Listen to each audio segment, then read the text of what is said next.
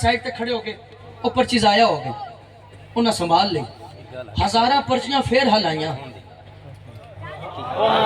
हजारा पर्चियां फिर हिलियां हलाइया, पहले पुत्र दा सी फिर प्यो दा निकल आया।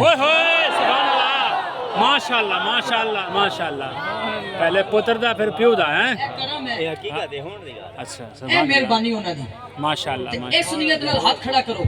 इजाज भाई ने अब्दुल मजीद साहब ने जिस अकीदत नाल सारा एहतमाम कीता है, मेरी दुआ है सैयद आमीन कहन अल्लाह जड़ा सच्चे दिल नाल गोडे थले करके हुजूर दी बारगाह च अर्ज करे ना है, उठों तो पहले पहले मदीने जान दी मोहर लगे थे, फिर कल्ला ना जाए, अपने मां प्यो दे नाल जाए। सुभान अल्लाह। जड़ा हाथ खड़ा करके लहरावे और मीठा मीठा मेरे नाल कहे, दोनों हाथ ऊंचे करना, स्टेज पे कोई खड़ा या बैठा है, दोनों हाथ ऊंचे करना और कहना तड़पता है ये दिल मेरा, बरसती है मेरी आँखें, तड़पता है ये दिल मेरा, कई चासू आ गए, चासू आ गए, चासू आ गए,